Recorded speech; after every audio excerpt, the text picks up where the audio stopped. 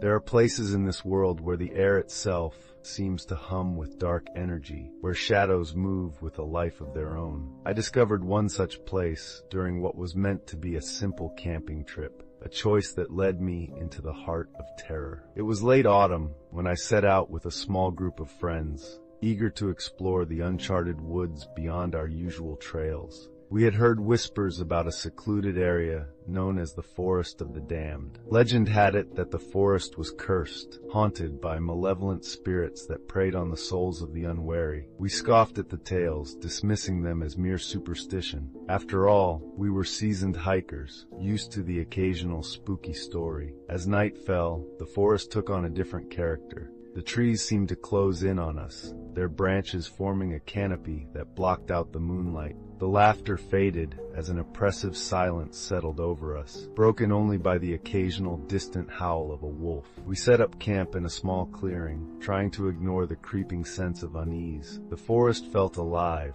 as though it were watching us. I shrugged off my growing anxiety, attributing it to the dark and the unfamiliar surroundings. It wasn't long before things started to go wrong. One by one, my friends began to feel unwell, complaining of headaches and a strange, nauseating sense of dread. I offered reassurances, but my own unease was growing, especially as the night deepened. Then we heard it, the whispers, soft, unintelligible murmurs that seemed to drift from all directions. At first we thought it was the wind or perhaps animals, but the whispers grew louder, more insistent, until they became a cacophony of voices.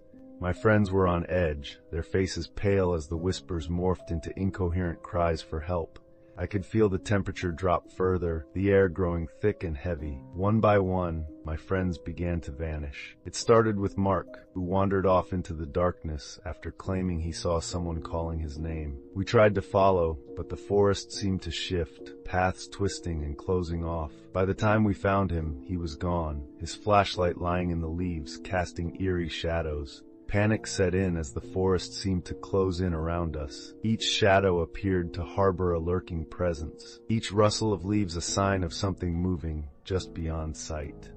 It was then that I saw them, the spirits. They emerged from the trees like wisps of fog, their forms indistinct, but their eyes glowing with malevolent intent. They were twisted, gaunt figures, their mouths contorted into silent screams. They floated above the ground, their movements fluid and unnervingly graceful. The spirits seemed to be drawing closer, their eyes fixated on us. My friends screamed in terror, some fleeing into the darkness, their cries echoing through the forest. I was frozen, unable to move as the spirits surrounded us, their whispers now a chorus of despair and anger. In a desperate bid to escape, I grabbed what remained of our gear and stumbled through the forest, guided only by the dim beam of my flashlight. The spirits seemed to follow, their whispers growing louder, more frenzied. Finally, I burst out of the forest and into the open field. The night sky seemed almost welcoming compared to the suffocating darkness of the woods. I looked back, expecting to see the spirits emerge, but the forest was quiet, still, and undisturbed.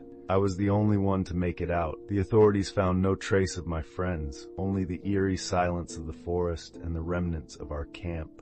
To this day, I cannot escape the memory of those haunting whispers or the sight of those malevolent eyes. The forest holds a dark, enigmatic allure, but it is a place where the damned dwell, forever watching and waiting for their next victim.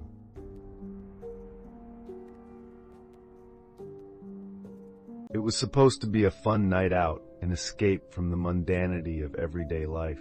I had heard about a traveling circus that was making its way through town, boasting a lineup of strange and wondrous acts. Little did I know, the show would turn into a nightmare far beyond any carnival fright. As soon as I stepped through the creaking gates, I felt an unsettling chill. Though the night was warm, the circus grounds were oddly deserted, the vibrant colors of the tents contrasting sharply with the oppressive silence. The main tent loomed ahead, its stripes faded and tattered. I purchased a ticket from a man in a worn, moth-eaten suit. His eyes were hollow, and his smile seemed too wide, but I chalked it up to the oddities of circus life. Inside, the atmosphere was strangely subdued. The audience was sparse, seated in ragged, mismatched chairs. The performers, however, were anything but ordinary. The ringmaster, dressed in a blood-red coat and top hat, had a face painted with a sinister smile, his eyes gleaming with an unsettling intensity. The first act was a contortionist, whose body moved with an unnatural fluidity. Her limbs bent at impossible angles, and her smile was unnervingly wide. As she twisted and turned,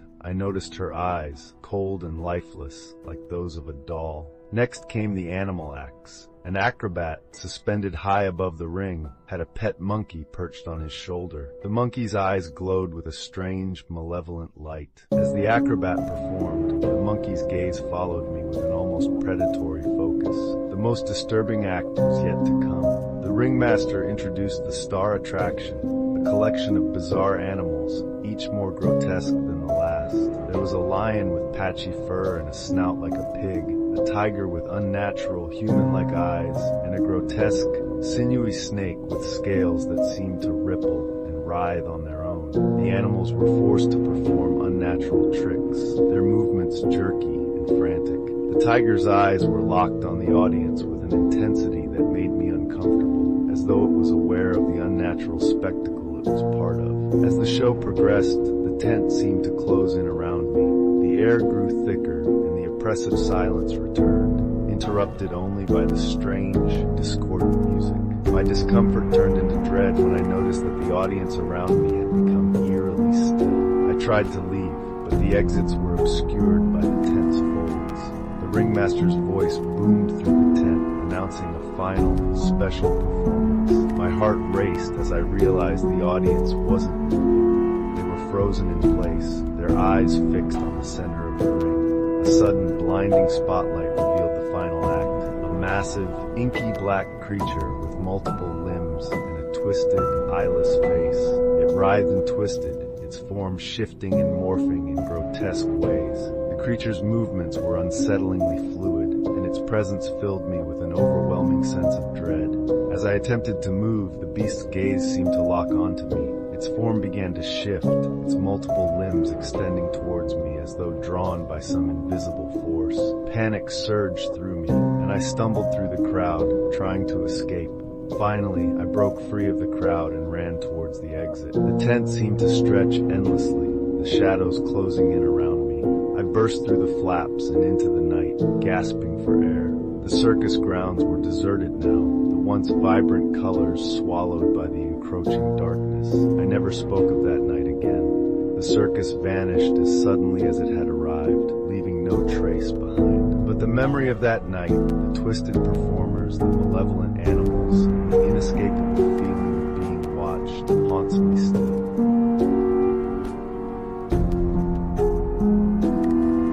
The hospital had been shut down years ago after a series of unexplained patient deaths. It was said to be haunted by the spirits of those who had suffered there, their cries echoing through the empty corridors. But what truly unnerved me were the rumors of the nurses, figures who were said to wander the halls, trapped in a perpetual loop of their own torment. Armed with a flashlight and my curiosity, I entered the hospital through a broken side door. The air was damp and musty, filled with the stench of decay. As I ventured deeper into the building, the silence became almost tangible, broken only by the creaking of old floorboards beneath my feet. I found myself in what once was the main ward. The room was strewn with old tattered sheets and abandoned medical equipment. The walls were covered in peeling paint and grimy fingerprints. I was about to turn back when I heard a faint sound, a rustling like fabric brushing against itself. I turned and saw a figure standing at the far end of the corridor. She was dressed in an old-fashioned nurse's uniform, her face obscured by shadow. I called out, but she didn't respond. Instead, she turned and walked away, her footsteps echoing eerily through the empty halls. I followed her, my heartbeat quickening.